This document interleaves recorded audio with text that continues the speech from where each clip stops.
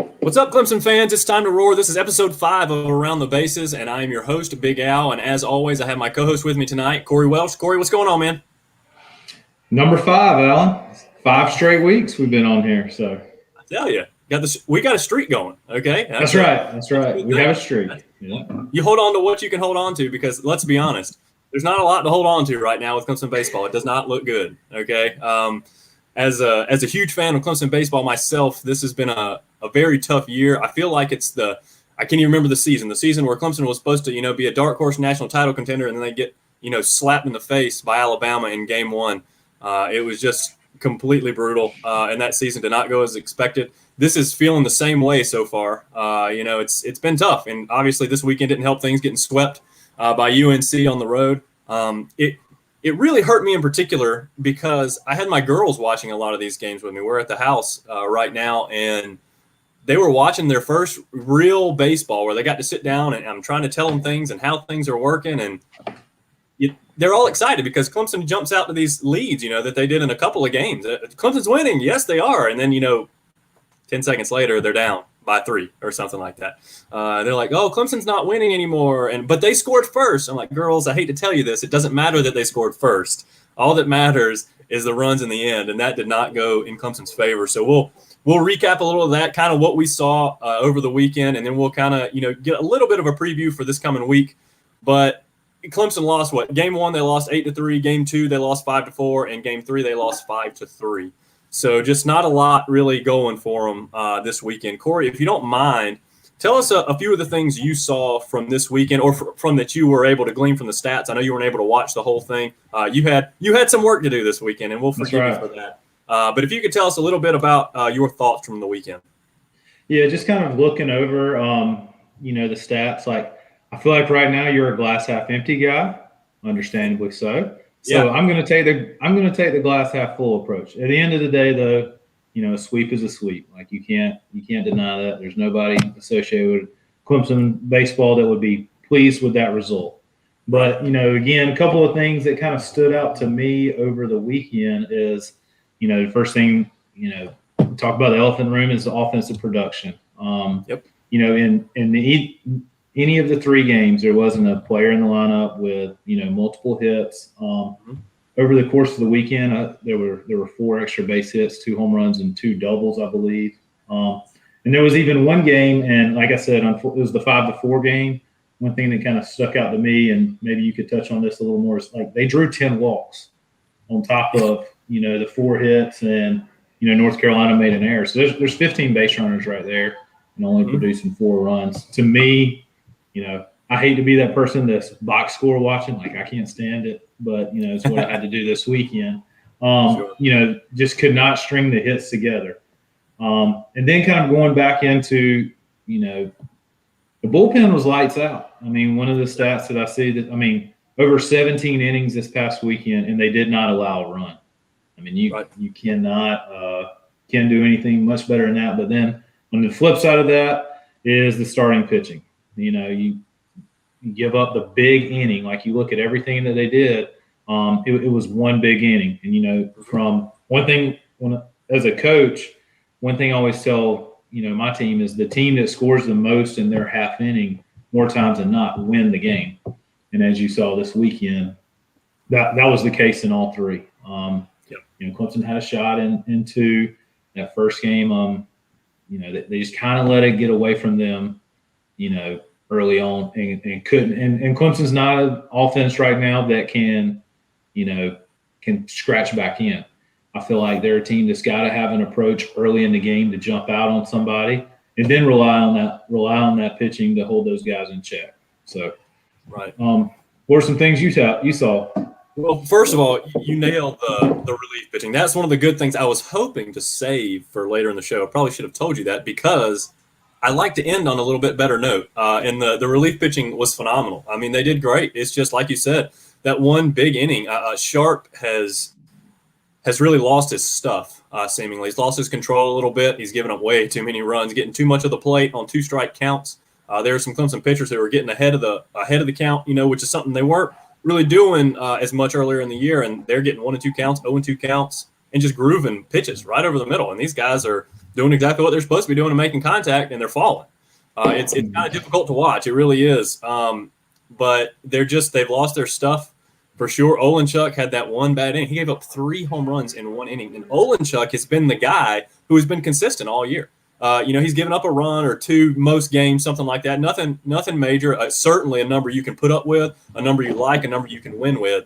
And the one game that we actually score a few runs, he has a 5-run inning because of 3 home runs. It's just kind of – there was some bad luck there for sure. And the kind of the same thing happened. What happened on Sunday night? Did Grice start that game again?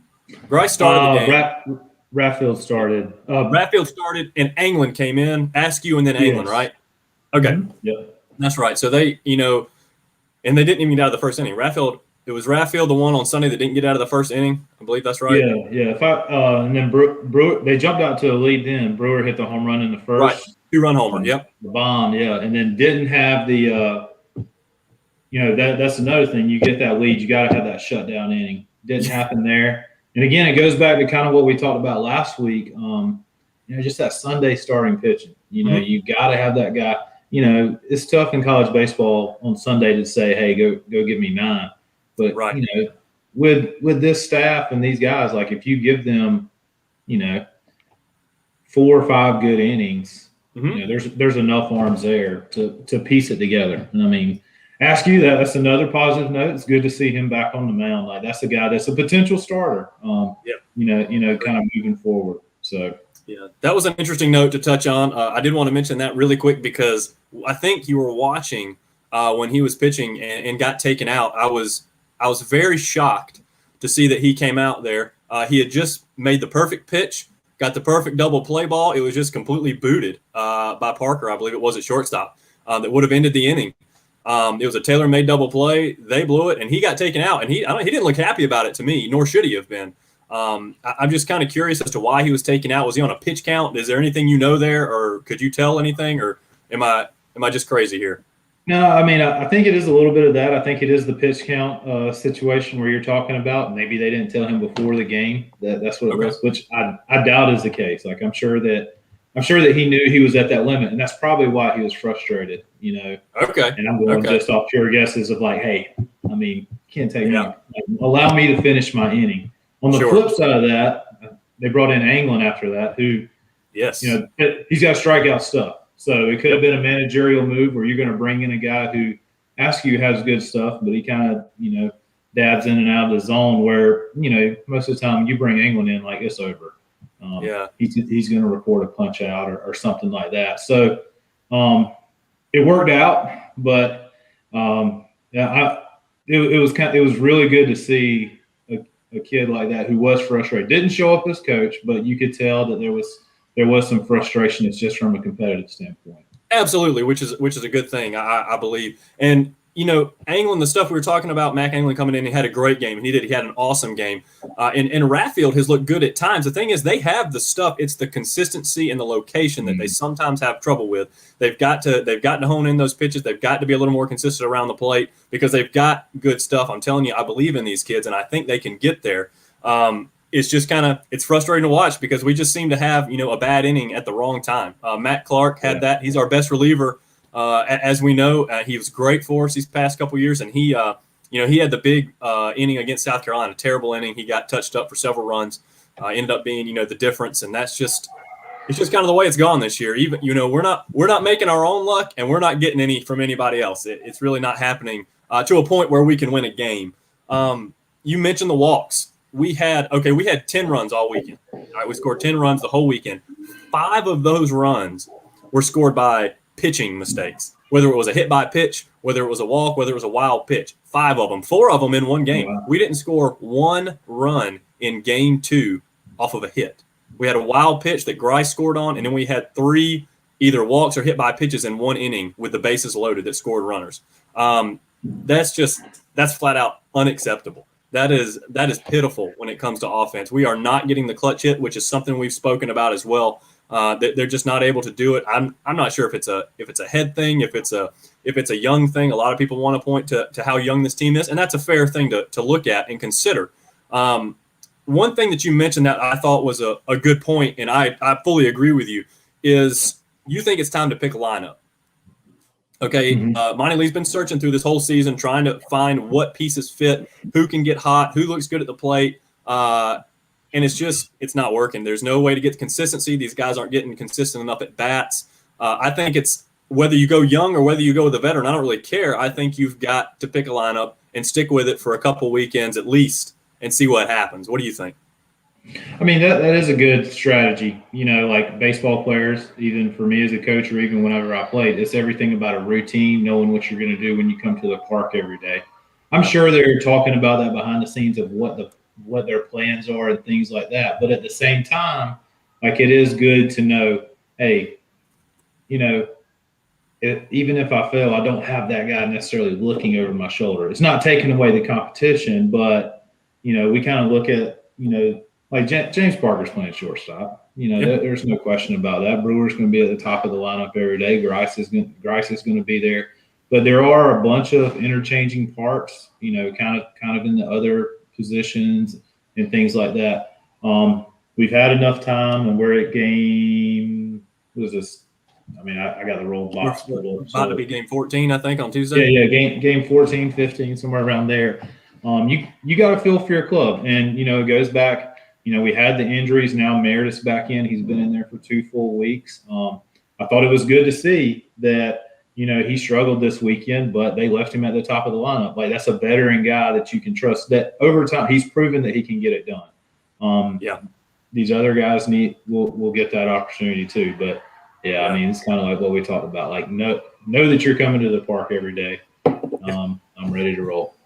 Exactly. Yeah. Kier has been struggling big time. I mean, he came out and he had maybe one hit his first game. I think it was a midweeker, and then he played and hit like 4 for 5 or something. And he's like, "This is the guy we've needed. This is what we've been telling y'all about. You got to get Kier in the lineup." And since then, it's been max 1 hit a game, several no hit games. It's just not gone well for him. I'm not really sure what's going on. I did notice one thing about Kier Meredith over this weekend. I paid particular attention to it this weekend. He is watching the best pitch of every at bat go right down the middle, whether it's the first pitch or whether it's the third pitch. He's just watching it. I'm not really sure if a lot of people don't like swinging the first pitch, and that's fine. That's not necessarily a bad thing. But eventually, pitchers are going to know that, and they're going to get an easy strike on you, which makes it a tougher at bat, plain and simple, when you get behind in the count.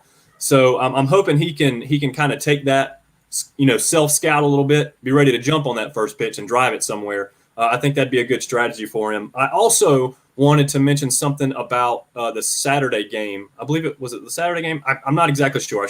I should remember this. Shame on me. I think it was Saturday.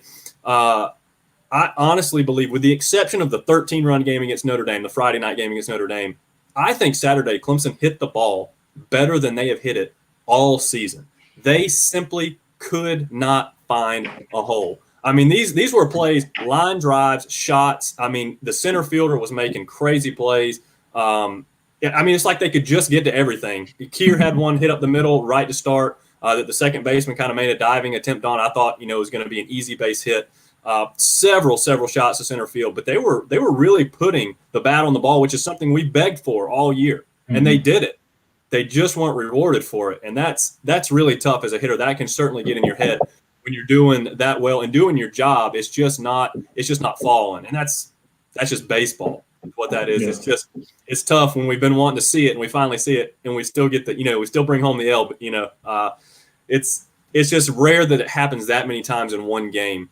So I really kind of felt bad for the Tigers there, but again, had their chances, had plenty of times the bases were loaded, just couldn't get a hit. Got several walks, just couldn't get a hit. But I did want to mention that, so I did want to give them a little credit there as far as the game is concerned. Grice still tearing it up. Grice is still doing what we thought Grice was going to do. He's hitting a homer almost every game, it seems like. And heck, he hit a good line drive. Had a good line drive single in the 9th, I believe it was, on Sunday. They tried to get a little rally going there. Thought we were going to, maybe have a shot at something. So Grice is killing it. We need a team full of Grices because this guy can play. He can certainly hit. It's been great, and it's good to watch. It's good for him. And that's the one guy I've told you. That's the one guy. If you want to use this long ball strategy, I'm cool with it with Grice because it seems to work.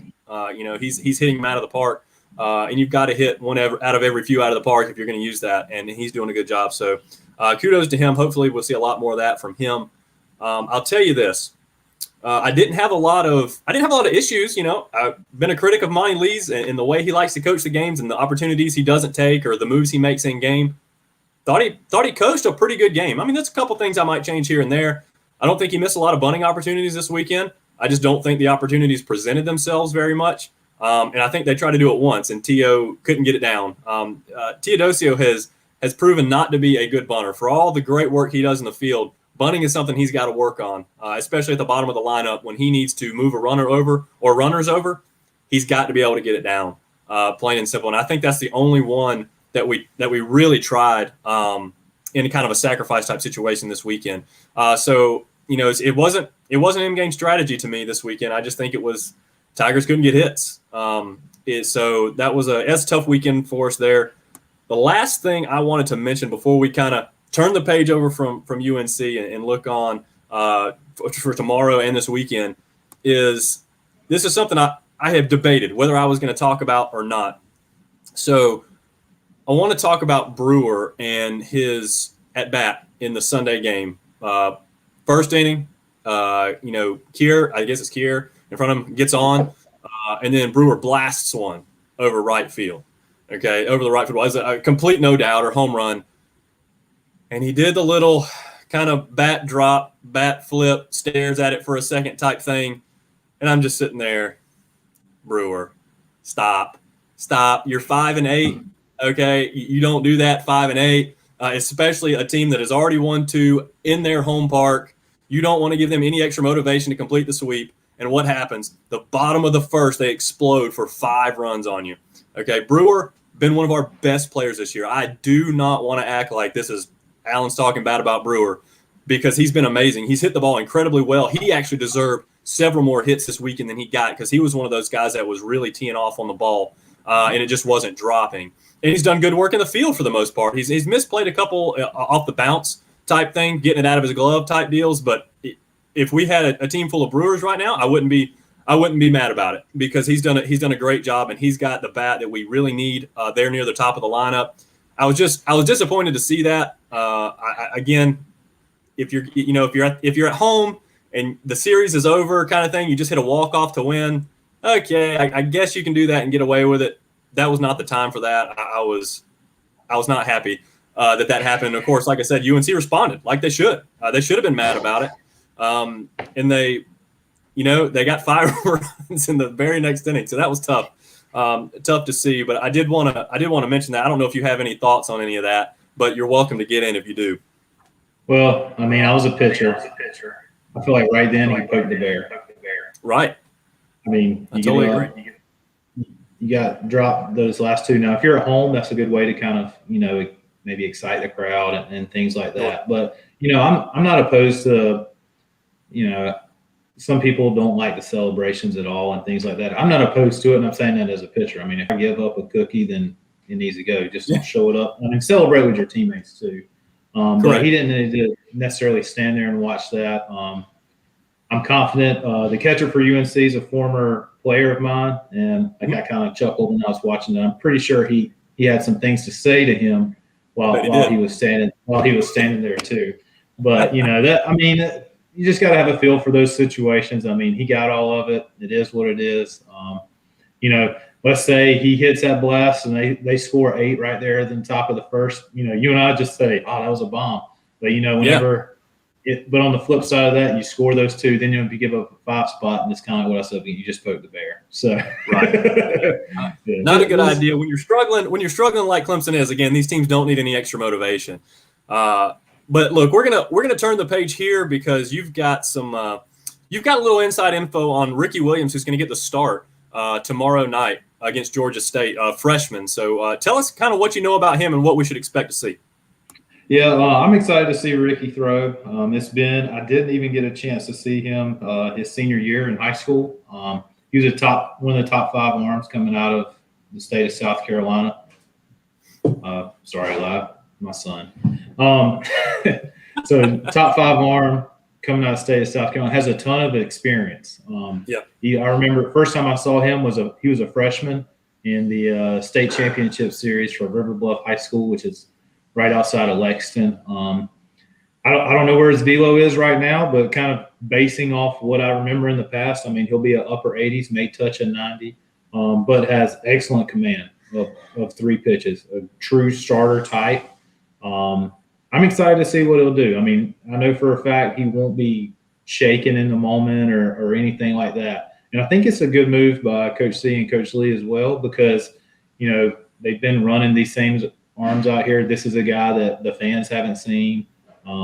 It's you know, maybe from a team perspective, it's like, you know, you see someone new, something different. So I mean, I'm excited to see what he can do. He's more than ready for sure. Look, I was gonna kind of end it there, talk about, you know, hey, real quick, we're gonna play Virginia Tech this weekend and kind of move on. But I wanted to ask you about something that I forgot. So we've talked about the starter and the struggles they're having on, you know, Friday, Saturday, Sunday night, all of them really, to be honest, except Olin Chuck's only had one bad outing, so, you know, I'm not going to hold that against him. I'm hoping he gets back on track.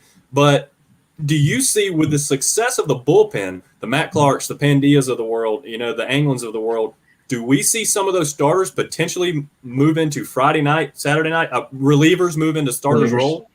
I mean, you could definitely see that. I mean, I think off the top of my head, I mean, Matt Clark has a potential for that. He has starter experience, and right. You know, to me, the best guy in their pen is Jeffrey Gilbert. You know, this is kind of outside the box there, but that's the guy you want to throw with a lead. He may be a guy that, you know, they may toy with seeing in a starter role. Like I said, I have no idea, but, you know, kind of thinking outside the box there. Or this could be an opportunity for, you know, Ricky Williams, that maybe they saw something during practice the last couple of weeks where, hey, we're going to give him a run at it on Tuesday, and, you know, Sunday's only 5 days away, so, you know, you can kind of limit his pitch count if he comes out there strong to get ready for Virginia Tech. So sure, it'll be interesting to see what the strategy is, but, you know, we definitely got to get some more out of those starting pitchers.